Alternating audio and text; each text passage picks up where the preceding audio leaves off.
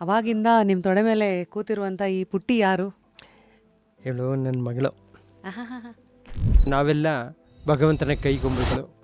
ಭಾರತೀಯ ಸಂಸ್ಕೃತಿಯಲ್ಲಿ ಬೊಂಬೆ ಆಟ ಅನ್ನೋದು ಬಂದಿದ್ದೇ ಅದರಿಂದ, ಮೊದಲಿಂದನೂ ಬಂದಿದ್ದೆ ಅದರಿಂದನೇ. ಹ್ಮ್ ಹ್ಮ್ ಅದು ಬರೀ ಮನರಂಜನೆ ಮಾತ್ರ ಆಗಿರಲಿಲ್ಲ, ಹ್ಮ್. ಜನರಂಜನೆ ಆಗಿತ್ತು, ಕೊನೆಗೆ ಆತ್ಮರಂಜನೆ ಆಗಿತ್ತು. ಕೈಗೊಂಬೆಗಳ ಮೂಲಕ ಹಾ. ಮಕ್ಕಳಿಗೆ ಹೇಳೋ ಪ್ರಯತ್ನ ಹೇಗೆ ನಡೀತಾ ಇದೆ? ಇವತ್ತು ಯೋಗ ಅನ್ನೋದು ಫ್ಯಾಷನ್ ಆಗಿ ಹೋಗ್ಬಿಟ್ಟಿದೆ. ದುಡ್ಡಿಗೆ, ಸಂಪಾದನೆಗೆ ಒಂದು ಮಾಧ್ಯಮ ಅನ್ನೋ ಥರ ಆಗಿ ಹೋಗ್ಬಿಟ್ಟಿದೆ. ಆದರೆ ಒಂದು ಕಾಲದಲ್ಲಿ ಇಂಥದ್ದಕ್ಕೆಲ್ಲ ದುಡ್ಡನ್ನೇ ತಗೋಬಾರ್ದು. ಹಾಗೆಯೇ ಸಮಾಜದ ಸ್ವಾಸ್ಥ್ಯಕ್ಕೆ ಬೇಕಾದಂತಹ ಪ್ರತಿಯೊಂದನ್ನು ಪ್ರತಿಯೊಬ್ಬರೂ ಮಾಡಲೇಬೇಕಾಗಿತ್ತು. ಅದಕ್ಕೆ ಯಾವುದೇ ರೀತಿ ಪ್ರತಿಫಲಾಪೇಕ್ಷೆ ಇಲ್ಲದೆ ಮಾಡಬೇಕು ಅಂತ ಇವತ್ತಿಗೂ ಆ ಶಾಸ್ತ್ರವನ್ನು ಹೇಳುತ್ತೆ. ಅದು ಮಾತೃ ಋಣನ ತೀರಿಸೋದು ಹೇಗೆ?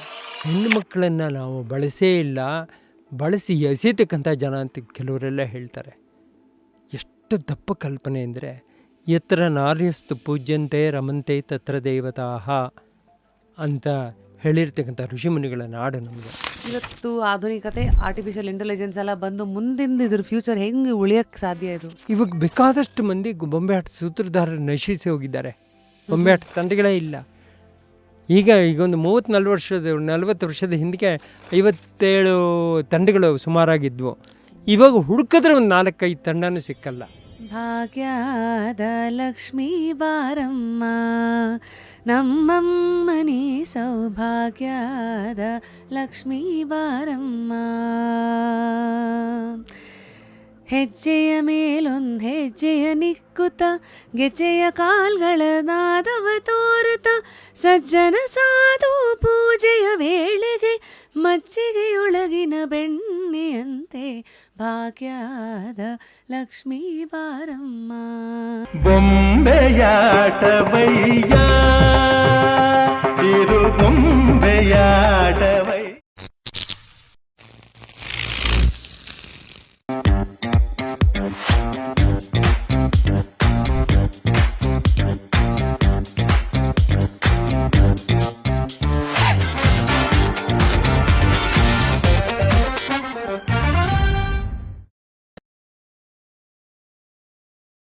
Today on Just Curious, one and only Dattatreya Aralikatte sir, national award winner, ಹಿರಿಯ ವ್ಯಕ್ತಿತ್ವ, ಇದೆಲ್ಲದಕ್ಕೂ ಮೀರಿ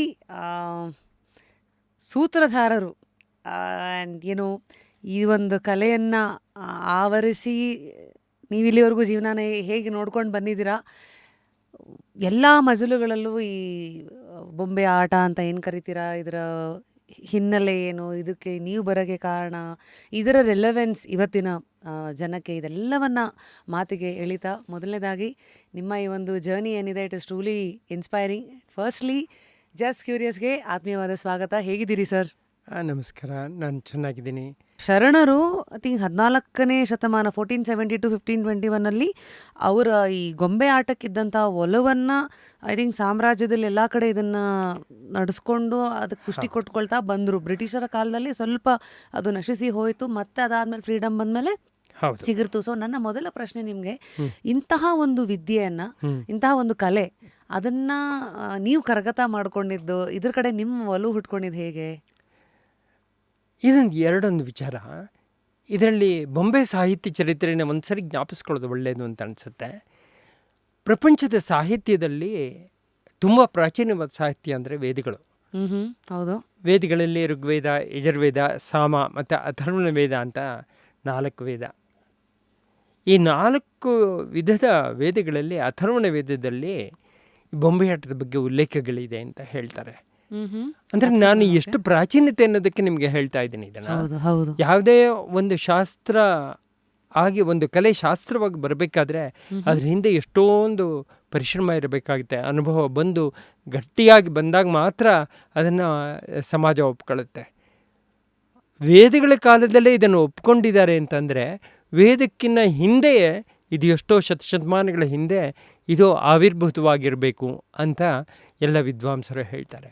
ಇನ್ನೊಂದು ವಿಶೇಷ ಏನಪ್ಪ ಅಂದರೆ, ನಾನು ಪ್ರಪಂಚದ ಬೇರೆ ಬೇರೆ ದೇಶಗಳಲ್ಲೆಲ್ಲ ನೋಡಿದ್ದೀನಲ್ಲ, ಅಲ್ಲಿ ಎಲ್ಲ ವಿದ್ವಾಂಸರು ಹೇಳೋದು ಏನಪ್ಪ ಅಂದರೆ, ಭಾರತ ಬೊಂಬೆಯಾಟದ ತವರೂರು ಅಂತ. ಇದನ್ನು ಎಲ್ಲ ವಿದ್ವಾಂಸರು ಒಪ್ಕೊಳ್ತಾರೆ. ಅದ್ರ ಜೊತೆಗೆ ಸಾಕ್ಷ್ಯ ಆಧಾರಗಳು ಏನಪ್ಪ ಅಂತ ನೋಡಿದ್ರೆ, ಪ್ರಪಂಚದ ಅನೇಕ ರಾಷ್ಟ್ರಗಳಲ್ಲಿ ಇವತ್ತಿಗೂ ಸಹ ಭಾರತದ ಬೊಂಬೆಯಾಟದ ತವರೂರು ಅನ್ನೋದಕ್ಕೆ ಭಾರತೀಯ ಸಂಸ್ಕೃತಿ ಪ್ರತೀಕ ಹಿಂದೆ ಇತ್ತು ಅಂತ ಇರೋದಕ್ಕೆ ಬೇರೆ ಬೇರೆ ದೇಶಗಳಲ್ಲಿ ಇರೋದು. ಉದಾಹರಣೆಗೆ ಮಲೇಷಿಯಾದಲ್ಲಿ ತೆಗೆದುಕೊಂಡ್ರೆ ಅಲ್ಲಿ ಬೊಂಬೆ ಆಟ ಇದೆ. ಆ ಬೊಂಬೆ ಆಟದ ಥೀಮ್ ಅದು ಮುಸಲ್ಮಾನ ರಾಷ್ಟ್ರ, ಆದರೆ ಬೊಂಬೆ ಆಟದ ಥೀಮ್ ರಾಮಾಯಣ. ವಾವ್.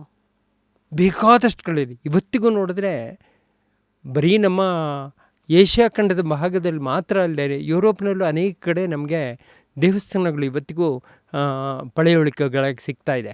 ಅಂದರೆ ಅಷ್ಟು ವಿಸ್ತಾರವಾಗ ಆವಾಗಲೇ ಇತ್ತು ಅಂತ. ಈ ವಿಚಾರದಲ್ಲಿ ಆಳಕ್ಕೆ ಇಳಿದು ಈಜಿದವರಿಗೆ ಮಾತ್ರ ಗೊತ್ತು. ಹೌದು, ಎಷ್ಟು ಆಳ ಇದೆ, ಎಲ್ಲೆಲ್ಲವರೆಗೂ ಇದು ಹರಡ್ಕೊಂಡಿದೆ, ಇದರ ಇತಿಹಾಸ ಏನು ಅಂತ. ಖಂಡಿತ ಖಂಡಿತಮ್ಮ. ಸೊ ಇದಕ್ಕೆ ಒಂದು ಸಾಂಕೇತಿಕವಾಗಿ ಇವಾಗೆಲ್ಲೋ ನಾವು ಸಾಂಕೇತಿಕವಾಗಿ ಇದನ್ನು ಸಡನ್ನಾಗಿ ಒಂದು ಆಟದಲ್ಲಿ ನೋಡಿದಾಗ ಒಂದು 5 ನಿಮಿಷದ ಮಜಾ, ಅಥವಾ ಇವತ್ತಿಗೆ ಬೇರೆ ಬೇರೆ ಥರ ನೆರಳು ಬೊಂಬೆ ಅಥವಾ ಕೈಗವಸು ಬೊಂಬೆ, ರಾಡ್ ಪಪೆಟ್ಸು, ಸ್ಟ್ರಿಂಗ್ ಪಪೆಟ್ಸು, ಮತ್ತು ಎಲ್ಲದಕ್ಕಿಂತ ಹೆಚ್ಚಾಗಿ ಅಣ್ಣವ್ರದ್ದು ಒಂದು ಹಾಡು ಈಗ ಬೊಂಬೆಯ ಆಟವಯ್ಯ, ಈ ಥರ ಮಾಸ್ಗಳಿಗೆ ತಲುಪೋದಕ್ಕೆ ಬೇರೆ ಬೇರೆ ಮಾಧ್ಯಮ ಇದ್ರ ಮೂಲಕ ಬಂದಿದೆ. ಸೊ ನೀವು ಹೇಗಿದ್ರ ಇತಿಹಾಸನ ನಮಗೆ ಎಕ್ಸ್ಪ್ಲೇನ್ ಮಾಡಿದ್ರು. ನೀವು ಇದನ್ನು ಅರ್ಥೈಸ್ಕೊಂಡು ಇದನ್ನು ನಿಮ್ಮ ಪ್ರವೃತ್ತಿಯಾಗಿ ಫಸ್ಟ್ ಶುರು ಆಯಿತಾ, ಹೇಗೆ ಇದು ನಿಮಗೆ ಒಲವು ಬಂದಿದ್ದು ಹೇಗೆ ಇದ್ರ ಕಡೆಗೆ? ಇದು ಒಂದು ವಿಚಾರದಲ್ಲಿ ಬೊಂಬೆ ಆಟದ ಒಂದು ಪ್ರಾಚೀನತೆ ಅನ್ನೋದನ್ನು ನಾವು ನೋಡಿದ್ವಿ. ಅಲ್ಲಿಂದ ಬಂದಮೇಲೆ ಬೊಂಬೆ ಆಟನ ಅಧ್ಯಯನ ದೃಷ್ಟಿಯಿಂದ ಎಷ್ಟು ವಿಧವಾಗಿ ಅಭ್ಯಾಸ ಮಾಡ್ತಾ ಇದ್ದಾರೆ ಭಾರತದಲ್ಲಿ ನಾವು ತೆಗೆದುಕೊಂಡ್ರೆ, ಸುಮಾರಾಗಿ ನಾವು ಸಂಶೋಧನೆ ಪ್ರಕಾರ ಒಂದು 5 ವಿಭಾಗವನ್ನು ಮಾಡಬಹುದು. ಒಂದು ಸೂತ್ರದ ಬೊಂಬೆ, ಇನ್ನೊಂದು ಸಲಾಕೆ ಗೊಂಬೆ, ಇನ್ನೊಂದು ಸೂತ್ರ ಮತ್ತು ಸಲಾಕೆಗಳನ್ನು ಎರಡೂ ಸೇರಿಸಿ ಮಾಡ್ತಕ್ಕಂಥದ್ದು ನಮ್ಮ ಸ್ಪೆಷಾಲಿಟಿ. ಅದು ಸೂತ್ರ ಸಲಾಕೆ ಗೊಂಬೆ. ಅದಾದಮೇಲೆ ಚರ್ಮದ ಬೊಂಬೆ ಅಥವಾ ನೆರಳು ಬೊಂಬೆ ಅಂತ ಕರೀತಾರೆ ಅದನ್ನು. ಇನ್ನೊಂದು ಕೊನೆಯದು ಎಜುಕೇಷನಲ್ ಪಪೆಟ್ಸ್ ಅಂತ ಕರಿತೀವಿ, ಕೈ ಗೊಂಬೆ ಅಂತ ಕರೀತಾರೆ, ಕೈ ಗ್ಲೌಸ್ ಬೊಂಬೆ ಅಂತಲೂ ಕರೀತಾರೆ. ಅಲ್ಲಿಗೆ 5 ವಿಭಾಗ ಆಗುತ್ತೆ. ಇದನ್ನು ಪೂರ್ತಿಸಿ ನೋಡಿ, ಇದು ಕೊನೆ, ಇದು ಕೈ ಗೊಂಬೆ ಅಂದರೆ ಎಜುಕೇಷನಲ್ ಪಪೆಟ್ಸ್ ಅಂತ. ಇದು ಕೈಗವಸು ಶಿಕ್ಷಣ ಮಾಧ್ಯಮವಾಗಿ ಇಂಥ ಪಾಠೋಪಕರಣವಾಗಿ ಹೇಗೆ ಬಳಸ್ಕೊಳ್ಬಹುದು ಅಂತ. ಪೀಠೋಪಕರಣಗಳೆಲ್ಲ ಕಡೆ ಸಿಗುತ್ತೆ. ಈಗ ಇನ್ನೊಂದೇನಾಗುತ್ತೆ ಅಂದರೆ, ಮಕ್ಕಳಿಗೆ ನಮ್ಮ ಕಲಿಕೆ ಎಷ್ಟರ ಮಟ್ಟಿಗೆ ಫಲಕಾರಿಯಾಗಿದೆ ಅಂತ ನೋಡೋದಕ್ಕೆ, ಅರ್ಥವಾಗಿದೆ ಅಂತ ನೋಡೋದಕ್ಕೆ ಮಕ್ಕಳಿಗೆ ಅರ್ಥ ಆಗಬೇಕಲ್ವಾ. ಮಕ್ಕಳ ಮನಸ್ಸನ್ನು ಗೆದ್ದು ಅವರಿಗೆ ನಾವು ವಿಚಾರವನ್ನು ಹೇಳ್ಕೊಡ್ಬೇಕು. ಅದು ಅಂದರೆ ಏನಾಗುತ್ತೆ ಅಂದರೆ, ನಾವು ಇನ್ಫಾರ್ಮೇಷನ್ ಮಾತ್ರ ಹೇಳೋದಲ್ಲ. ಇನ್ಫಾರ್ಮೇಷನಿಗೆ ಬೇಕಾದಷ್ಟು ಇವತ್ತಿನ ಕಾಲದಲ್ಲಿ ಗೂಗಲಲ್ಲಿ ನೋಡಿದ್ರೆ ಎಲ್ಲ ಬೇಕಾದಷ್ಟು ಸಿಗುತ್ತೆ. ಈಗ 2ನೇ ಕ್ಲಾಸು 3ನೇ ಕ್ಲಾಸಿನ ಮಕ್ಕಳು ಗೂಗಲಲ್ಲಿ ತುಂಬ ಎಕ್ಸ್ಪರ್ಟ್ ಆಗಿರ್ತಾರೆ. ಅಲ್ಲಿಗೆ ನಮ್ಮ ಶಿಕ್ಷಕರ ಕೆಲಸ ಏನು? ಅದೊಂದು ದೊಡ್ಡ ಪ್ರಶ್ನೆ ಆಗುತ್ತೆ. ಆದರೆ ಆದಷ್ಟು ಇನ್ಫಾರ್ಮೇಷನ್ ಕೊಡ್ತಕ್ಕಂಥದ್ದು ಮಾತ್ರ ಅಲ್ಲ, ಜೀವನ ಧರ್ಮವನ್ನು ಅನುಭವವನ್ನಾಗಿ ಅವರಿಗೆ ಹೇಳ್ಕೊಡ್ಬೇಕಾದ್ದು ಶಿಕ್ಷಕ ಆಗ್ತಾನೆ. ನಿಜ. ಶಿಕ್ಷಣ ಅನ್ನೋದೊಂದು ಯಾವುದೋ ಒಂದು ಮಕ್ಕಳಿಗೆ ಬರೀ ಕಲಿಸ್ತಕ್ಕಂಥ ಪ್ರವೃತ್ತಿ ಮಾತ್ರ ಅಲ್ಲ, ಅವರು ಜೀವನ ಧರ್ಮವನ್ನು ಕಲಿಬೇಕಾದ್ದು. ಅಲ್ಲಿಂದ ನಮ್ಮ ಸನಾತನ ಭಾರತೀಯ ಸಂಸ್ಕೃತಿಯಲ್ಲಿ ಶಿಕ್ಷಣ ಅಂದರೆ ಬರೀ ಇನ್ಫಾರ್ಮೇಷನ್ ಕೊಡೋದು ಮಾತ್ರ ಅಲ್ಲ, ಜೀವನ ಧರ್ಮವನ್ನು ಮಕ್ಕಳಿಗೆ ಹೇಳ್ಕೊಡ್ಬೇಕಾದ್ದು. ಇದೆಲ್ಲವೂ ಶುರುವಾಗಿರುವಂಥ ಒಂದು ಕಾಲಕ್ಕೆ ಸ್ವಲ್ಪ ಹಿಂದೆ ಕರ್ಕೊಂಡು ಹೋಗೋದಾದರೆ, ಅವಾಗಿಂದ ನಿಮ್ಮ ತೊಡೆ ಮೇಲೆ ಕೂತಿರುವಂಥ ಈ ಪುಟ್ಟಿ ಯಾರು? ಹೇಳು, ನನ್ನ ಮಗಳು. ಇದನ್ನು ನಾನು ನಿಮ್ಗೆ ಹೇಳಿದ್ನಲ್ಲ, 5 ವಿಧ ಅಂತ ಹೇಳಿದೆ ನೋಡಿ. ಸೂತ್ರದ ಬೊಂಬೆ ಹೇಳಿದೆ, ಸಲಾಕೆ ಬೊಂಬೆ ಹೇಳಿದೆ, ಸೂತ್ರ ಸಲಾಕೆ ಗೊಂಬೆ ಅಂತಲೂ ಹೇಳಿದೆ. ಆ ಸೂತ್ರ ಸಲಾಕೆ ಗೊಂಬೆ ಪ್ರಕಾರದಲ್ಲಿ ಇದು ಬರುತ್ತೆ, ನಾವು ತೆಗೆದುಕೊಂಡಿದ್ದೀವಿ. ಇದಾದಮೇಲೆ ತೊಗಲು ಬೊಂಬೆ ಅಂದರೆ ಚರ್ಮದ್ದು. ಇವತ್ತಿನ ಫಿಲ್ಮ್ ಮುಂದೆ ಬರೋದಕ್ಕೆ ಕಾರಣ ನಮ್ಮ ದೇಶದಲ್ಲಿ ಇದ್ದಂತಹ ತೊಗಲು ಬೊಂಬೆಗಳೇ. ಅಂದರೆ ಆ ಹಿಂದಿನ ಕಾಲದಲ್ಲಿ ಸಾಧುವಾದ ಪ್ರಾಣಿಗಳ ಚರ್ಮವನ್ನು ಅದು ಇವರು ಸಾಯಿಸ್ತಾ ಇರಲಿಲ್ಲ, ಸತ್ತೋಗಿರ್ತಕ್ಕಂಥ ಪ್ರಾಣಿಯ ಚರ್ಮವನ್ನು ಹದ ಮಾಡಿ, ಅಂದರೆ ಉಪ್ಪು ನೀರಲ್ಲಿ ನೆನೆಸಿದ್ರೆ ಅದರಲ್ಲಿ ಬೇಡದಂಥ ಪದಾರ್ಥಗಳೆಲ್ಲ ಹೊರಟೋಗುತ್ತೆ ಚರ್ಮದಲ್ಲಿ. ಅದನ್ನು ಚೆನ್ನಾಗಿ ಉಜ್ಜಿದಾಗ ಅದು ಪಾರದರ್ಶಕ ಆಗುತ್ತೆ. ಅದಕ್ಕೆ ಬೇಕಾದಂಥ ಬಣ್ಣವನ್ನು ಈಜಲು ಅಥವಾ ಬೇರೆ ಬೇರೆ ವೆಜಿಟಬಲ್ ಕಲರ್ಸನ್ನು ಹಾಕಿಬಿಟ್ಟು ಅದಕ್ಕೆ ಬೇಕಾದ ರೀತಿಯಲ್ಲಿ ಕತ್ತರಿಸಿ ಅದಕ್ಕೊಂದು ಕಬ್ಬಿಣ ಈ ಬಿದಿರಿನ ಸನಿಕೆಯನ್ನು ಅದಕ್ಕೆ ಹಾಕಿಬಿಟ್ಟು ಬಿಳಿಯಾದ ಬಟ್ಟೆಯ ಹಿಂಭಾಗದಲ್ಲಿ ಅದನ್ನು ಆಡಿಸ್ತಾರೆ, ಹಿಂದೆ ಪ್ರಖರವಾದ ಬೆಳಕಿರುತ್ತೆ. ಅದನ್ನು ನೋಡಿದಾಗ ನಮಗೆ ಒಂದು ಬೇರೆ ಲೋಕಕ್ಕೆ ಹೊರಟೋಗ್ತೀವಿ. ಅದನ್ನು ತೊಗಲು ಬೊಂಬೆ ಅಂತ ಕರಿತೀವಿ ನಾವು, ಚರ್ಮದ ಬೊಂಬೆ ಅಂತ. ಅದಾದಮೇಲೆ ಎಜುಕೇಷನ್ ಪರ್ಪಸ್ ಹೇಳಿದ್ದೀವಿ. ಇದನ್ನು ಯಾತಕ್ಕೆ ನಮಗೆ ತುಂಬ ಇಷ್ಟ ಆಯಿತು ಅಂತ ಕೇಳಿದ್ರೆ, ಇದರಲ್ಲಿ ಭಾರತೀಯ ವೇದಾಂತ ವಿಜ್ಞಾನಗಳನ್ನು ನಾವು ಇದರಲ್ಲಿ ಆರಾಮಾಗಿ ನಾವು ತಿಳ್ಕೊಬಹುದು. ಅಂದರೆ ಈಗ ಸಂಸ್ಕೃತಿನಲ್ಲಿ ಕೆಲವು ಆಚಾರ ವಿಚಾರ ನಡೆ ನುಡಿಗಳೆಲ್ಲ ಬಂದಿದೆಯಲ್ಲ, ಅದು ಯಾಕೆ ಅಂತ ಪ್ರಶ್ನೆ ಕೇಳಿದಾಗ ಪ್ರಶ್ನೆಗಳಿಗೆ ಉತ್ತರ ಹೇಳಬೇಕಲ್ವಾ, ಈ ಬೊಂಬೆ ಆಟ ಹೇಳುತ್ತೆ. ಉದಾಹರಣೆಗೆ ಇದು ಜಡೆ. ನಮ್ಮ ದೇಶದಲ್ಲಿ ಜಡೆ ಯಾಕೆ ಹಾಕ್ಕೊಳ್ತೀವಿ ಗೊತ್ತಿಲ್ಲ. ಆದರೆ ಸಂಸ್ಕೃತಿಯ ಪ್ರತೀಕ ನೀನು ಹಾಕ್ಕೊಳ್ಬೇಕು ಅಂತ ಹೇಳಿದಾಗ, ಹೋಗಮ್ಮ ನಂಗೆ ಬೇಡವೇ ಬೇಡ, ಯಾತಕ್ಕೆ ಬೇಕು, ನನಗೆ ಕಾಲೇಜಿಗೆ ಹೋಗಿ ಟೈಮ್ ಆಗುತ್ತೆ ಅಥವಾ ಕೆಲಸಕ್ಕೆ ಹೋಗೋದ್ರಷ್ಟೊಳಗಡೆ ಮಾಡೋಕ್ಕಾಗಲ್ಲ, ಬೇಡ ಅಂತ ಹೇಳ್ತಾರೆ. ಇಲ್ಲಪ್ಪ, ಇದು ಹೀಗಲ್ಲ. ನಮ್ಮ ಶರೀರ ಹೇಗಿದೆಯೋ ಅದೇ ರೀತಿ ಸೂಕ್ಷ್ಮವಾದ ಶರೀರ ಅಂತ ಒಂದಿದೆ. ಅದರಲ್ಲಿ ನಾಡಿಗಳು ಅಂತ ಕರೀತಾರೆ. ಆ ನಾಡಿ ಮುಖಗಳು ಈ ಕೂದಲು, ಆ ಕೂದಲು ಅವು ಒಂದಕ್ಕೊಂದಕ್ಕೆ ಸೇರಿಕೊಂಡು ಅದು ಜಡೆಯಾಗಿ ಹಣಿದಿರ್ತದೆ ಕಾಣಿಸುತ್ತೆ. ಅದು ನಮಗೆ ಸದಾಕಾಲ ನೆನಪಾಗಲಿ ಅನ್ನೋ ದೃಷ್ಟಿಯಿಂದ ಈ ಜಡೆ ಅನ್ನೋದು ನಮ್ಮ ದೇಶದಲ್ಲಿ ಬಂದಿದೆ. ಅದರಲ್ಲಿ 3 ಭಾಗ ಇರುತ್ತೆ. ಒಳಗಡೆ ಕಾಣಿದಾಗ ಇಡ, ಪಿಂಗಳ, ಸುಷುಮ್ನ ಅಂತಕ್ಕಂಥ ನಾಡಿಗಳು ಹೇಗಿರುತ್ತೋ ಅವುಗಳು ಒಂದಕ್ಕೊಂದು ಸೇರಿಕೊಂಡಿರುತ್ತೆ. ಅದರ ಪ್ರತೀಕವಾಗಿ 3 ಕವಲುಗಳನ್ನು ಮಾಡ್ಕೊಂಡಿದೆಯಮ್ಮ. ಇದರಿಂದ ಜಡೆ ಹಣ್ಕೊಂಡ್ರೆ ನಿನಗೆ ಶಾರೀರಿಕವಾದ ಶಕ್ತಿ, ಮಾನಸಿಕವಾದ ಶಕ್ತಿ, ಕ್ರಿಯಾಶಕ್ತಿ, ಇಚ್ಛಾಶಕ್ತಿ ಎಲ್ಲವೂ ಉದ್ದೀಪನಗೊಳ್ಳುತ್ತೆ. ಅದು ಧನಾತ್ಮಕವಾಗಿ ಉದ್ದೀಪನಗೊಳ್ಳುತ್ತೆ, ಪಾಸಿಟಿವಿಟಿ. ಅದನ್ನು ಹೇಳ್ತಕ್ಕಂಥ ಒಂದು ಇದನ್ನು ಶಕ್ತಿಯನ್ನು ನಮ್ಮ ತಂದೆ ತಾಯಿಗಳು ಪಡ್ಕೊಂಡೇ ಇಲ್ಲ, ಕಳ್ಕೊಂಡ್ಬಿಟ್ಟಿದ್ದೀವಿ ನಾವು. ಇದನ್ನು ಹೇಳಿದಾಗ ಯಾರಿಗೇ ಆಗಲಿ, ಓಹೋ ನೀವು 100 ಜನಕ್ಕೆ ಹೇಳಿದರೆ 10 ಜನರು ಅದರಲ್ಲಿ ಅನುಸರಣೆ ಮಾಡಿದರೆ ಅವ್ರ ಜೀವನನೂ ಚೆನ್ನಾಗಿರುತ್ತೆ. ಹೇಳಿದ್ದಕ್ಕೆ ನಮಗೂ ಸಾರ್ಥಕ. ನಮ್ಮ ಸಂಸ್ಕೃತಿ ಅನ್ನೋದು ನಮ್ದು ಏನು ಹಳೆ ಹಿರಿಯರು ಉಳಿಸ್ಕೊಂಡ್ರು, ಅದನ್ನು ನಾವು ಬೆಳೆಸ್ಕೊಂಡು. ಹೌದು. ಈ ಥರ ವಿಚಾರಗಳ ಬಗ್ಗೆ ನಿಮ್ಮ ಒಂದು ತಿಳುವಳಿಕೆ ಇಷ್ಟೊಂದು ಗಾಢವಾಗಿ ಏನು ಊರಿದೆ, ಇದಕ್ಕೆ ಕಾರಣ ಏನು? ಇದಕ್ಕೆಲ್ಲ ನೀವು ಕುತೂಹಲ ಹೇಗೆ ಬೆಳೆಸ್ಕೋತಾ ಹೋದ್ರಿ? ಅಲ್ಲ, ಇದು ಪರಂಪರೆಯಿಂದ ಬಂದಿರತಕ್ಕಂಥದ್ದು. ಇದು ಯಾವುದನ್ನೇ ತೆಗೆದು ನೋಡಿ, ನೀವೇನು ತೆಗೆದು ನೋಡಿದ್ರೆ ಯಾಕೆ ಹಣೆಗಿಡಬೇಕು ಅಂತ ಕೇಳಿದ್ರೆ, ಹೌದು ಇಟ್ಕೊಂಡು ಬರ್ತಿದ್ದೀವಿ. ಕಾನ್ಸಂಟ್ರೇಷನ್. ಈಗಿನ ಕಾಲ ಮಕ್ಕಳನ್ನ ಕೇಳಿ ಯಾತಕ್ಕೆ ಇಡಬೇಕು? ಇಲ್ಲ ಸಂಸ್ಕೃತಿ, ಹೋಗಮ್ಮ ನಿನ್ನ ಸಂಸ್ಕೃತಿ ನಿನ್ನ ಹತ್ರ ಇಲ್ಲಿ, ನಂಗೆ ಅದು ಕನ್ವೀನಿಯಂಟ್ ಅಲ್ಲ, ಮಾಡಲ್ಲ. ಗಿವ್ ಮಿ ಅ ರೀಸನ್, ಲಾಜಿಕ್ಕಾಗಿ ಹೇಳು, ನಾನು ಮಾಡ್ತೀನಿ ಅಂತಾರೆ. ನಾನು ಇದೇ ವಿಚಾರದಲ್ಲಿ ನಮ್ಮ ಮಲ್ಲೇಶ್ವರದಲ್ಲೇ MLA ಕಾಲೇಜಲ್ಲಿ ವಿದ್ಯಾರ್ಥಿನಿಯರಿಗೆ ಒಮ್ಮೆ ಈ ವಿಚಾರ ಹೇಳಿದಾಗ ಎಷ್ಟು ಜನ ಹೆಣ್ಣು ಮಕ್ಕಳು ಬದಲಾವಣೆ ಆದರೂ ಗೊತ್ತಾ. ಅದಾದಮೇಲೆ ಗುರುಗಳೇ ಖಂಡಿತ ನಮಗೆ ಇದನ್ನೊಂದು ಸ್ವಲ್ಪ ಹೇಳಿ ವಿಚಾರಗಳನ್ನ ಆಮೇಲೆ ಫೋನ್ ಮಾಡಿ ಎಷ್ಟೋ ದಿನಗಳಿಗೆ ಕಾರ್ಯದನ್ನು ಇಟ್ಕೊಂಡು ಇವತ್ತಿಗೂ ಅವರು ಬದಲಾವಣೆಯಾಗಿ ಇವತ್ತು IT BTನಲ್ಲಿ ಬೇಕಾದಷ್ಟು ದೊಡ್ಡ ಪೊಸಿಷನಲ್ಲಿದ್ದರೂ ಸಹ ನೀಟಾಗಿ ಹಣೆಗೆ ಇಟ್ಕೊಂಡು ಜಡೆ ಹಾಕ್ಕೊಂಡು ಸೀರೆ ಉಟ್ಕೊಂಡು ಹೋಗ್ತಾರೆ, ಕೈಗೆ ಬಳೆ ಹಾಕ್ಕೊಂಡು ಹೋಗ್ತಾರೆ. ಇದು ಸುಮ್ಮನೆ ಯಾವುದೋ ಒಂದು ಫ್ಯಾಷನ್ನಿಗೆ ಅಂತಾದರೆ ಯಾರಿಗೆ ಬೇಕಾಗಿದೆ ಮೇಡಮ್? ಅದ್ರಲ್ಲಿ ಏನಾದರೂ ನಮ್ಗೆ ಉಪಯೋಗ ಇದ್ರೆ ತಾನೇ ನಾವು ಬಳಸೋದು. ಸೊ ಹಣೆ ಕುಂಕುಮ ಇಟ್ಕೊಳ್ಳೋದು ನನಗೆ ಗೊತ್ತಿರೋ ಹಾಗೆ ಕಾನ್ಸಂಟ್ರೇಷನ್ಗೆ, ಚಂಚಲ ಮನಸ್ಸು, ಅದನ್ನು ಯಾವಾಗಲೂ ಕಂಟ್ರೋಲಲ್ಲಿ ಹದದಲ್ಲಿ ಇಟ್ಕೊಳ್ತಕ್ಕಂಥದ್ದು. ಅದು ಒಂದು. ಆದರೆ ನೋಡಿ, ನಮ್ಮ ಹುಬ್ಬುಗಳು ಏನಾಗಿದೆ, ನಾವು ಹೇಳಬೇಕಾದ್ರೆ ಪ್ರಕೃತಿಯೇ ನಮಃ ವಿಕೃತಿಯೇ ನಮಃ ಅಂತ ಹೇಳ್ತೀವಿ. ಪ್ರಕೃತಿ ಅಂದರೆ ನಮ್ಗೆ ಜ್ಞಾಪಕ ಬರ್ತಂಥದ್ದು ಹುಬ್ಬುಗಳು. ಲಲಿತಾ ಸಹಸ್ರನಾಮದಲ್ಲಿ ಬರುತ್ತೆ, ಲಲಿತಾ ಮಾತೆಯ ಹುಬ್ಬುಗಳು ದೊಡ್ಡ ದೊಡ್ಡ ಬೆಟ್ಟಗಳಂತೆ ಅಂತ ಹೇಳ್ತಾರೆ. ಆ ಬೆಟ್ಟಗಳ ಮಧ್ಯದಲ್ಲಿ ಸೂರ್ಯೋದಯ ಸೂರ್ಯಾಸ್ತಗಳನ್ನು ನೋಡ್ತೀವಲ್ವ, ಅದು ಜ್ಞಾನ ಸೂರ್ಯ. ಹಾಗೆಯೇ ನೋಡಿ, ಇದರಲ್ಲಿ 3 ಕಣ್ಣಿರುತ್ತೆ ಅಂತ ಹೇಳ್ತಾರೆ. ಅದರಲ್ಲಿ ಶಿವನಿಗೆ 3 ಕಣ್ಣು. ಹಾಗೆಯೇ ಸೂರ್ಯ, ಚಂದ್ರ, ಅಗ್ನಿ. ಹೀಗೆ ಬಂದಾಗ ಇಲ್ಲಿ ಸೂರ್ಯನ ಪ್ರತೀಕವಾಗಿ ಬರುತ್ತೆ. ನಾವು ಕಪ್ಪು ಇಟ್ಕೊಳ್ಳಲ್ಲ, ನೀಲಿ ಅಥವಾ ಬೇರೆ ಬಣ್ಣಗಳನ್ನು ನಾವು ಇಟ್ಕೊಳ್ಳಲ್ಲ. ಅದಕ್ಕೆ ಸೂರ್ಯನಲ್ಲಿ ಸೂರ್ಯಾಸ್ತ ಸೂರ್ಯೋದಯಗಳಲ್ಲಿ ಯಾವ ಬಣ್ಣ ಕಾಣುತ್ತೋ ಆ ಬಣ್ಣಕ್ಕೆ ಹತ್ತಿರವಾದ ಕುಂಕುಮವನ್ನು ನಾವು ಇಟ್ಕೊಳ್ತೀವಿ. ಕುಂಕುಮ ಯಾವುದೇ ರೀತಿ ಎಫೆಕ್ಟ್ ಮಾಡಲ್ಲ, ಬ್ಯಾಡ್ ಎಫೆಕ್ಟನ್ನು ಮಾಡಲ್ಲ. ಈಗ ಉದಾಹರಣೆ ಕಪ್ಪು ಕುಂಕುಮ ಏನಕ್ಕದು ಏನು ಎಫೆಕ್ಟ್ ಇರುತ್ತೆ ಅದ್ರ ಮೇಲೆ? ಈಗ ನೆಗೆಟಿವಿಟಿನ, ಎನರ್ಜಿನ? ಅದು ಏನಾಗುತ್ತೆ ಅಂದರೆ, ಫಸ್ಟ್ ಮಾಡ್ತಕ್ಕಂಥ ಕೆಲಸ ಅದು ಏನು ಮಾಡುತ್ತೆ ಅಂದರೆ ನೆಗೆಟಿವಿಟಿನ ತಡೆಯುತ್ತೆ. ಪಾಸಿಟಿವ್ ಇದ್ದರೆ ಅದು ಹೋಗ್ಬಿಡಲ್ಲ. ಇನ್ನೊಂದ್ಸತಿ ಹೇಳಿ ಸರ್. ಈಗ ಯಾವುದೋ ಒಂದು ಒಳ್ಳೆ ಕೆಲಸ ಮಾಡಿರ್ತೀವಿ ನೋಡಿ, ಆಮೇಲೆ ಯಾವುದೇ ನೀರು ಹರಿದೋಗುತ್ತೆ ಸ್ವಭಾವ. ಹಾಗೆ ನಾವು ಮಾಡಿದ ಕರ್ಮಗಳು ಎಲ್ಲ ಹರಿದು ಹೋಗ್ತಾ ಇರುತ್ತೆ.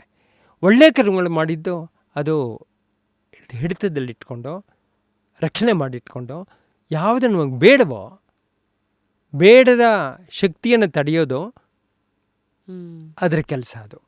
ಅದನ್ನು ಹಾಗೆ ನೋಡ್ತಾ ಇದ್ರೆ ಎಲ್ಲ ಈಗ ಮಾಂಗಲ್ಯವಾಗಲಿ, ಮುಕುರವಾಗಲಿ ಅಂದರೆ ಮುಗುತಿಯಾಗಲಿ, ತಾಳಿಯಾಗಲಿ, ಅಥವಾ ಕೈಗೆ ಹಾಕ್ಕೊಳ್ತಕ್ಕಂತಹ ಬಳೆಗಳಾಗಲಿ, ಉಂಗುರ ಆಗಲಿ, ಜಡೆಗೆ ಹಾಕ್ಕೊಳ್ತಕ್ಕಂಥ ಆಭರಣ ಆಗಲಿ, ಸೊಂಟಕ್ಕೆ ಕಟ್ಟಿರ್ತಕ್ಕಂಥ ಉಡ್ಯಾಣ ಆಗಲಿ, ಕಾಲಿಗೆ ಹಾಕ್ಕೊಳ್ತಕ್ಕಂಥ ಗೆಜ್ಜೆ ಆಗಲಿ, ಕಾಲುಂಗುರ ಆಗಲಿ, ಪ್ರತಿಯೊಂದಕ್ಕೂ ಲಿಂಕ್ ಇದೆ, ಕಾರಣ ಇದೆ. ಇದೇ ಕಾರಣಗಳು ಸ್ವಲ್ಪ ಆ ಕಡೆ ಈ ಕಡೆ, ಆ ಕಡೆ ಈ ಕಡೆ ವ್ಯತ್ಯಾಸ ಇರುತ್ತೆ. ಕೆಲವುದರಲ್ಲಿ ಅದು ಪವರ್ ಜಾಸ್ತಿ ಇರುತ್ತೆ. ಪವರ್ ಜಾಸ್ತಿ ಇರೋದನ್ನು ನಮಗೆ ಎಲ್ಲರೂ ಕಾಣ್ತಕ್ಕಂಥದ್ದನ್ನು, ಉದಾಹರಣೆಗೆ ಕುಂಕುಮದ್ದು ಎಲ್ಲರಿಗೂ ಕಾಣಿಸುತ್ತೆ ಅಲ್ವಾ. ಪ್ರಕೃತಿಯಲ್ಲಿ ದ್ಯಾವ ಪೃಥ್ವಿ ಅಂತ ಕರಿತೀವಿ. ಹಾಗೆ ಸ್ವರ್ಗ ನರಕಗಳ ಒಂದು ಕಲ್ಪನೆ ನಮ್ಮಲ್ಲಿದ್ದೇ ಇದೆ.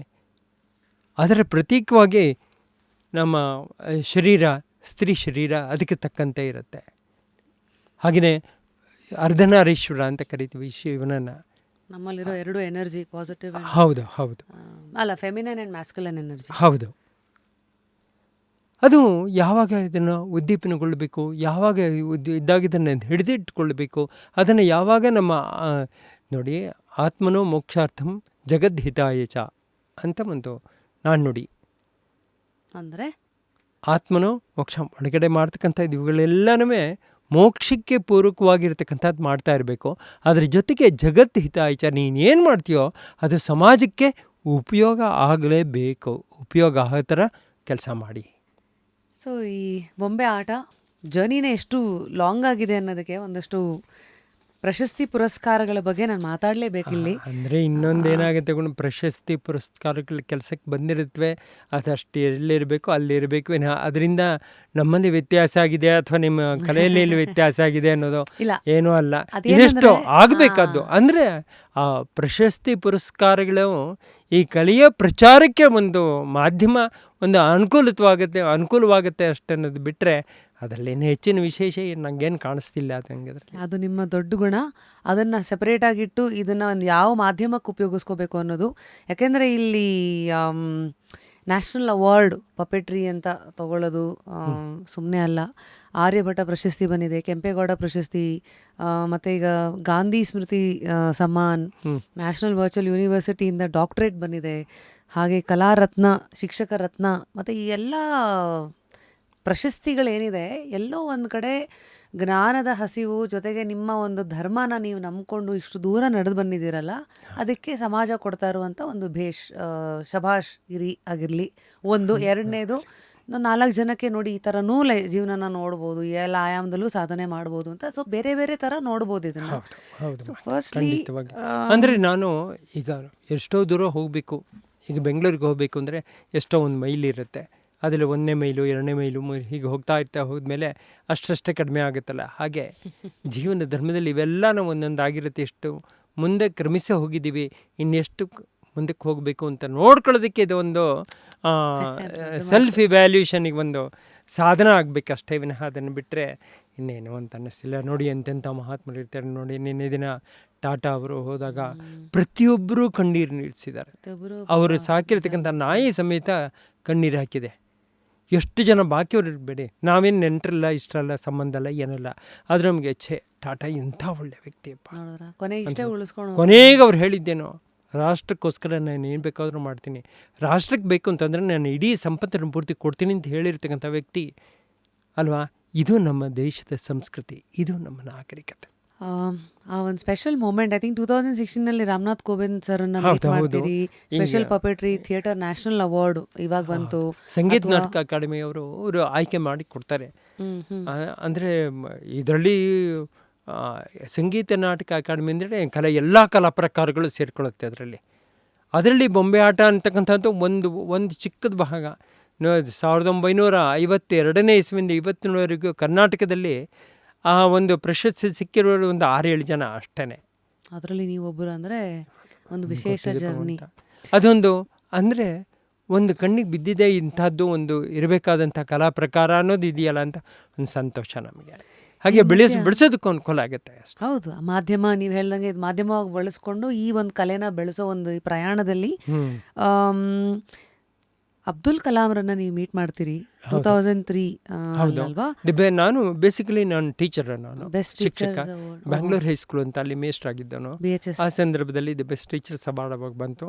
ಸ್ಟೇಟಿಗೆ ಒಬ್ರಿಗೆ ಬರ್ತಕ್ಕಂಥದ್ದು ಆ ವರ್ಷ ನನಗೆ ಅದು ಬಂದಿತ್ತು. ಕಲಾಂ ಅಂಥವ್ರ ಹತ್ರ ನಾವು ತಗೊಂಡಿದ್ದು ನಮ್ಗೆ ಹೆಮ್ಮೆ ಅಂತ ಅನ್ಸುತ್ತೆ. ನಿಮ್ಮ ಪ್ರಯತ್ನಗಳಂತ ಬಂದಾಗ ಇಂದ್ರಶಾಪ, ಸನ್ಯಾಸಿ ಮದುವೆಗೆ ಹೋದರು, ಹೌದು, ಹಾಗೆ ಬೆಳ್ಳಿ ಶಾಲೆಗೆ ಹೋದಳು, ಈ ಥರದ್ದೆಲ್ಲ ಈ ಕಥೆಗಳೆಲ್ಲ ಯಾರು ಹೆಣಿತಾರೆ? ಮತ್ತು ಆ್ಯಕ್ಚುಲಿ ನಿಮ್ಮ ಜರ್ನಿ ಬಗ್ಗೆ ಮಾತಾಡ್ತಾ ಇದ್ರಿ. ನಿಮ್ಮ ಇನಿಷಿಯಲ್ ದಿನಗಳು ಈ ಗೊಂಬೆ ಆಟದಲ್ಲಿ ಹೇಗಿತ್ತು? ಬೊಂಬೆ ಆಟ ಇದು ಮಾತ್ರ ತುಂಬ ಇದಾಗಿದೆ ಮೇಡಮ್. ಯಾಕೆಂದರೆ ಇವತ್ತು ನಮ್ಮ ಬೊಂಬೆ ಆಟ ಹೇಗೆ ಬಂದಿದೆ ಅಂದರೆ, ಇವಾಗ ಬೇಕಾದಷ್ಟು ಮಂದಿ ಬೊಂಬೆ ಆಟ ಸೂತ್ರಧಾರರು ನಶಿಸಿ ಹೋಗಿದ್ದಾರೆ. ಬೊಂಬೆ ಆಟ ತಂಡಗಳೇ ಇಲ್ಲ. ಈಗ ಒಂದು 40 ವರ್ಷದ ಹಿಂದಕ್ಕೆ 57 ತಂಡಗಳು ಸುಮಾರಾಗಿದ್ವು. ಇವಾಗ ಹುಡುಕಿದ್ರೆ ಒಂದು 4-5 ತಂಡನೂ ಸಿಕ್ಕಲ್ಲ. ಅಯ್ಯೋ, ಯಾಕೆ ಅಂತ ಕೇಳಿದ್ರೆ ನಾವೇನೋ ನೋಡಿ ಅಂತ ಹೇಳ್ತೀವಿ, ಆದರೆ ಈ ಆಧುನಿಕ ವಿಜ್ಞಾನ ಹೇಗೆ ನಾಗಾಲೋಟದಿಂದ ನಡೀತಾ ಇದೆಯೋ ಅದಕ್ಕೆ ತಕ್ಕಂತೆ ನಾವು ಒಂದು ಸ್ವಲ್ಪ ಬದಲಾವಣೆ ಆಗಬೇಕಲ್ವಾ? ನಾವೇನು ಮಾಡಿದ್ವಿ, ಆಧುನಿಕ ವಿಜ್ಞಾನ ಮತ್ತು ತಂತ್ರಜ್ಞಾನವನ್ನು ಬೊಂಬೆ ಆಟದಲ್ಲಿ ನಾವು ಅಳವಡಿಸ್ಕೊಂಡ್ವಿ. ಅಂದರೆ ಈಗ ಉದಾಹರಣೆಗೆ ನಮ್ಮ ಒಂದು ಕುಮಾರ ಸಂಭವ ಅಂತ ನಾವು ತೆಗೆದುಕೊಂಡ್ರೆ, ಅದರಲ್ಲಿ ದೊಡ್ಡ ಕಾಡು ಋಷಿಗಳು ತಪಸ್ಸನ್ನು ಮಾಡ್ತಾ ಇದ್ದಾರೆ, ಹೋಮ ಹವನಾದಿಗಳು ಮಾಡ್ತಾ ಇರ್ತಾರೆ. ಇಂದ್ರಾಯ ಸ್ವಾಹ ಇಂದ್ರಾಯ ಇದನ್ನ ಮಮ, ಅಗ್ನಯ ಸ್ವಾಹ ಅಗ್ನಯ ಇದನ್ನ ಮಮ ಅಂತ ಹೇಳಿಬಿಟ್ಟು ಇದುವರೆಗೆ ಏನಾಗ್ತಾ ಇತ್ತು ಅಂದ್ರೆ ಬರೀ ಪದಗಳೆಲ್ಲ ಇರ್ತಾಯಿತ್ತು. ನಾವೇನು ಮಾಡಿದ್ವಿ ಅಂದರೆ ಒಂದು ಅಗ್ನಿಕುಂಡ ಯಾಕೆ ಹಾಕಬಾರ್ದು, ಸರಿ ಅಗ್ನಿಕುಂಡ ಹಾಕಿದ್ವಿ. ಅದಕ್ಕೆ ಒಂದು ಕರ್ಪೂರವನ್ನು ಹೇಗಾದರೂ ಬೆಳೆಸೋದಕ್ಕಾಗತ್ತೆ ಅಂತ ನೋಡಿದ್ವಿ. ಅವನು ಅದಕ್ಕೆ ತಕ್ಕಂತೆ ಆ ಋಷಿಗಳ ಕೈಯಿಂದ ತೆಗೆದುಬಿಟ್ಟು ತುಪ್ಪವನ್ನು ಮಾಡೋದಕ್ಕಾಗತ್ತೆ ಅಂತ ನೋಡಿದ್ವಿ. ಆಯಿತು, ಬೆಂಕಿ ಪ್ರಜ್ವಲನೆ. ಅಯ್ಯಪ್ಪ, ನಮ್ಮ ಮೇಸ್ಟ್ರು ಏನಪ್ಪ ಮ್ಯಾಜಿಕ್ ಮಾಡ್ತಾ ಇದ್ದಾರೆ ಅಂತ ಎಲ್ಲರಿಗೂ ಆಶ್ಚರ್ಯ ಅಂದರೆ ಆಶ್ಚರ್ಯ. ಮಾಂಗಲ್ಯಂ ತಂತು ನಾನೇನ ಜಗನ್ಮಂಗಳ ಹೇತುನಾ ಕಂಠೆ ಬದ್ನಾಮಿ ಸುಬಗೆ ಜೀವಂತು ಶರದಾಂ ಶತಂ ಸುಮುಹೂರ್ತ ಸಾವಧಾನ ಸುಲಗ್ನ ಸಾವಧಾನ ಲಕ್ಷ್ಮೀನಾರಾಯಣ ಧ್ಯಾನ ಸಾವಧಾನ. ಇದು ಗಿರಿಜಾ ಕಲ್ಯಾಣದಲ್ಲಿ ಬರ್ತಕ್ಕಂಥದ್ದು. ಈಗಿನ ಕಾಲದಲ್ಲಿ ಪುರೋಹಿತರು ಹೇಳಿಕೊಟ್ರು ಗಂಡನಿಗೆ ಹೆಂಡತಿಗೆ ತಾಳಿ ಕಟ್ಟಕ್ಕೆ ಬರಲ್ಲ. ಇಲ್ಲಿ ನಮ್ಮ ಶಿವ ಏನು ಮಾಡ್ತಾನೆ, ಪಾರ್ವತಿಗೆ ತಾಳಿ ಕಟ್ತಾನೆ. ಪಾರ್ವತಿ ಶಿವಂಗೆ ಹಾರ ಹಾಕ್ತಾಳೆ. ಇದನ್ನೇನು ಮಾಡಿದ್ವಿ, ಬರೀ ಇವತ್ತುವರೆಗೆ ಏನು ಮಾಡ್ತಾಯಿದ್ರು ಮತ್ತು ಆ್ಯಕ್ಷನ್ ಮಾಡ್ತಾ ಹೋಗ್ತಾಯಿದ್ರು. ನಾವು ನಿಜವಾಗೂ ಅದನ್ನು ತೊಗೊಂಬಂದ್ವಿ. ನಾವು ಆ ಟೈಮಲ್ಲಿ ಗುಡುಗು, ಸಿಡಿಲು, ಮಿಂಚು, ತಾರಕಾಸುರ ತಪಸ್ಸು ಮಾಡ್ತಕ್ಕಂಥ ಸಂದರ್ಭದಲ್ಲಿ ದುಷ್ಟ ಪ್ರಾಣಿಗಳೆಲ್ಲ ಬರುತ್ತೆ, ಅಷ್ಟು ತಿರ್ದ್ವಿ. ಆ ಲೈಟಿಂಗ್ ಎಫೆಕ್ಟನ್ನು ತೊಗೊಂಬರ್ತೀವಿ. ಇದೆಲ್ಲ ಆಧುನಿಕ ವಿಜ್ಞಾನದ ಕೊಡುಗೆ. ಯಾಕೆ ಬಳಸ್ಕೋಬಾರ್ದು ತಂತ್ರಜ್ಞಾನವನ್ನು? ಮುಂಚೆ ಇಷ್ಟಿಷ್ಟು ದೊಡ್ಡ ಬಡಿಗೆನ ಹೊತ್ಕೊಂಡು ಹೋಗ್ತಾಯಿದ್ರು.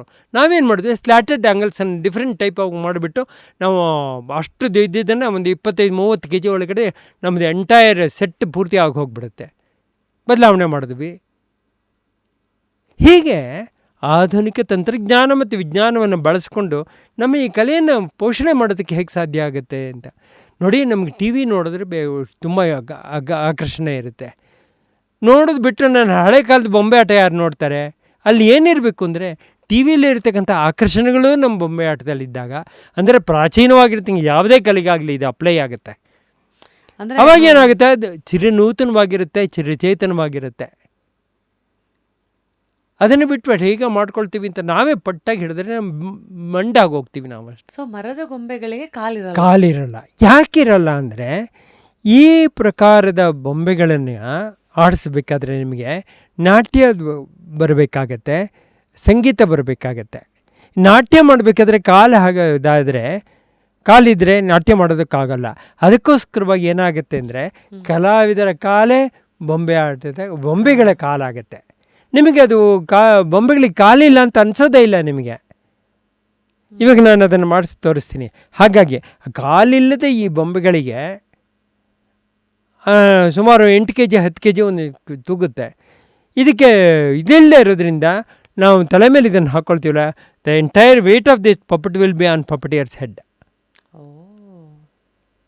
ಆಮೇಲೆ the basic concept of dance and music essential to manipulate this type of heavy puppets. 8 kg 10 kg ತೂಕ ಇರುತ್ತೆ ಅಂತ ಹೇಳಿದ್ನಲ್ಲ, ಅದನ್ನು ಹಾಕ್ಕೊಂಡು ಹೊತ್ಬೇಕಾದ್ರೆ ಈಗ ನಿಮ್ಗೆ ಹೇಳಿದ್ನಲ್ಲ, ಮಧ್ಮಾವತಿ ರಾಗ, ಆರಾಭಿ, ಆನಂದ್ ಭೈರವಿ, ಇವುಗಳನ್ನೆಲ್ಲ ಮಾಡಬೇಕಾದ್ರೆ ನಮ್ಗೆ ವಿಸ್ತಾರವಾಗಿರ್ತಕ್ಕಂಥದ್ದು ಆಲಾಪನೆ ಏನು ಬೇಕಿಲ್ಲ. ಆಯಾ ಸಂದರ್ಭದಲ್ಲಿ ಬರ್ತಕ್ಕಂತಹ ಒಂದು ಭಾವನೆಗಳಿಗೆ ತಕ್ಕಂತೆ ಅಭಿನಯವನ್ನು, ವಾಚಿಕಾಭಿನಯ, ಆಂಗಿಕಾಭಿನಯವನ್ನು ಇಲ್ಲಿ ತರಬೇಕಾದ್ರೆ ಎಷ್ಟು ಬೇಕೋ ಅಷ್ಟಿದ್ರೆ ಸಾಕು. ವಾಚಕ ಅಭಿನಯ ಅಂದರೆ ನಾನು ಹಾಡೋದು, ಆಂಗಿಕ ಅಭಿನಯ ಅಂದರೆ ಬೊಂಬೆಗಳು ಆಡೋದು, ಆ ಹಾಡಿಗೆ ಆಡೋ ರೀತಿ. ಓಕೆ. ಈಗ ಸತ್ರಾಜಿತನ ಮೆಚ್ಚಿನ ಕುವರಿಯೇ ನಿನ್ನಿಚ್ಛೆಯೇನೆಂದು ಹೇಳಮ್ಮ, ಮೆಚ್ಚಿನ ನಲ್ಲನು ಬಾರ ನೆನೆಯಮ್ಮ, ಮುಚ್ಚು ಮರೆಯಕ್ಕೆ ನಿಜ ನುಡಿಯಮ್ಮ. ಇದು ಒಂದು ಸಾಹಿತ್ಯ. ಇದು ಈ ಥರದ ಒಂದು ವಿಸ್ತಾರವಾಗಿರ್ತಕ್ಕಂಥ ರಾಗದ್ದು ಏನಿಲ್ಲ, ಆ ರಾಗದ ಛಾಯೆ ಬರುತ್ತೆ, ಮುಂದೆ ಕಳ್ಕೊಂಡು ಹೋಗುತ್ತೆ. ಹಾಗೆ ನಮ್ಮ ದೇಶದ ಪ್ರಪಂಚದ ಅತ್ಯಂತ ಶ್ರೇಷ್ಠ ಭಕ್ತರಾಗಿರ್ತಕ್ಕಂತಹ ಪುರಂದರದಾಸರು ಒಂದು ಕಡೆ ಭಾಗ್ಯದಲಕ್ಷ್ಮಿ ಬಾರಮ್ಮ ಅಂತ ಹೇಳ್ತಾರೆ. ಅದು ಮಧ್ಮಾವತಿ ರಾಗ ಆದಿತಾಳದಲ್ಲಿದೆ. ಅದು ನೀವು ಒಂದು ಸ್ವಲ್ಪ ಹೀಗಂದರೆ ನನ್ನ ಮಗಳು ಹಾಡ್ತಾಳೆ ಅದನ್ನು. ಖಂಡಿತ ಸರ್. ಇದನ್ನು ಒಂದು ನಿಮಿಷ ನಾನು ಆಡಿಸಿ ತೋರಿಸ್ತೀನಿ ಹೇಗಿಂತ ಅನ್ನೋದಕ್ಕೆ. ಭಾಗ್ಯದ ಲಕ್ಷ್ಮೀ ಬಾರಮ್ಮ, ನಮ್ಮಮ್ಮನಿ ಸೌಭಾಗ್ಯದ ಲಕ್ಷ್ಮೀ ಬಾರಮ್ಮ, ಹೆಜ್ಜೆಯ ಮೇಲೊಂದು ಹೆಜ್ಜೆಯ ನಿಕ್ಕುತ್ತ ಗೆಜ್ಜೆಯ ಕಾಲ್ಗಳ ನಾದವ ತೋರುತ್ತ, ಸಜ್ಜನ ಸಾಧು ಪೂಜೆಯ ವೇಳೆಗೆ ಮಜ್ಜಿಗೆಯೊಳಗಿನ ಬೆಣ್ಣೆಯಂತೆ ಭಾಗ್ಯದ ಲಕ್ಷ್ಮೀ ಬಾರಮ್ಮ, ನಮ್ಮಮ್ಮನಿ ಸೌಭಾಗ್ಯದ ಲಕ್ಷ್ಮೀ ಬಾರಮ್ಮ. ಕನಕಾವೃಷ್ಟಿಯ ಕರೆಯುತ್ತ ಬಾರಿ, ಮನಕಾಮನೆಯ ಸಿದ್ಧಿಯ ತೋರೆ, ದಿನಕರ ಕೋಟಿ ತೇಜದಿ ಹೊಳೆಯುವ ಜನಕರಾಯನ ಕುಮಾರಿ ಬೇಗ, ಭಾಗ್ಯದ ಲಕ್ಷ್ಮೀ ಬಾರಮ್ಮ, ನಮ್ಮಮ್ಮನಿ ಸೌಭಾಗ್ಯದ ಲಕ್ಷ್ಮೀ ಬಾರಮ್ಮ. Wow, thank you sir. ಹೇಗೆ ಗೊಂಬೆ ಆಡಿಸ್ತೀರಿ, ನಿಮ್ಮ ಇಡೀ ತಂಡ ಹೇಗಿರ್ಬೋದು ಅಂತ ಒಂದು ಚಿಕ್ಕ ಸ್ನಿಪೆಟ್ ಅಂತಾರಲ್ಲ, ಒಂದು ಝಲಕ್ ಸಿಕ್ತು. More power to you. And ನಿಮ್ಮ ಈ ಸೇವೆ, ಇದರ ಮೂಲಕ ಇದು ಬರೀ ಕಲಾ ಸೇವೆ ಒಂದೇ ಅಲ್ಲ, ನಮ್ಮ ಪರಂಪರೆ, ಅದ್ರ ಜೊತೆಗೆ ಕಳ್ಕೊಳ್ತಾ ಇರುವಂಥ, ನಶಿಸಿ ಹೋಗ್ತಾ ಇರುವಂಥ ಜ್ಞಾನ, ಮಾಹಿತಿ, ಎಲ್ಲದರ ಸಂಪತ್ತು ನಿಮ್ಮ ಮೂಲಕ ಹರಡ್ತಾ ಇದೆ. I mean no words. ಇದೊಂದು ಶುಭ ಸಂದರ್ಭದಲ್ಲಿ ನಮಗೆ ಈ ಒಂದು ಅವಕಾಶವನ್ನು ಮಾಡಿಕೊಟ್ಟಿದ್ದೀರಾ. ಬೊಂಬೆ ಆಟ ಅಂದರೆ ಬೊಂಬೆ ಮಾತ್ರ ಅಲ್ಲ, ಅದು ಭಾರತೀಯ ಸಂಸ್ಕೃತಿಯ, ಭಾರತೀಯ ನಾಗರಿಕತೆಯ ಒಂದು ಪ್ರತಿನಿಧಿ, ರಾಯಭಾರಿ. ಈ ಒಂದು ಅವಕಾಶವನ್ನು ಮಾಡಿಕೊಟ್ಟಿದ್ದೀರಾ. ಅದಕ್ಕಾಗಿ ನನ್ನ ಬೊಂಬೆಗಳ ಪರವಾಗಿ, ನನ್ನ ಕಲಾವಿದರ ಪರವಾಗಿ, ನನ್ನ ಎಲ್ಲ ಬೊಂಬೆ ಆಟದ ತಂಡಗಳ ಪರವಾಗಿ, ನನ್ನ ಪರವಾಗಿ ಕೃತಜ್ಞತೆಗಳು. ನಮೋ ನಮಃ. Thank you sir. That was ಇವತ್ತಿನ ಎಪಿಸೋಡ್. ಹೇಗಿತ್ತು ನಮ್ಮ ಈ ಸಂಭಾಷಣೆಯ ಯಾವ ಭಾಗ ನಿಮಗೆ ಭಾಳ ಇಷ್ಟ ಆಯಿತು ಕಮೆಂಟ್ ಸೆಕ್ಷನಲ್ಲಿ ತಿಳಿಸಿ. ಮತ್ತು ಮುಂದಿನ ಎಪಿಸೋಡಲ್ಲಿ ಸಿಗೋಣ. ಅಲ್ಲಿವರೆಗೂ ಲೈಫಲ್ಲಿ ಏನು ಕಳ್ಕೊಂಡ್ರು ಕುತೂಹಲನ ಮಾತ್ರ ಕಳ್ಕೊಬೇಡಿ. Continue to stay curious. ನಾನು ನಿಮ್ಮ rapid Rashmi, signing out of ಇವತ್ತಿನ episode of just curious. Thank you Dattu sir. Thanks again.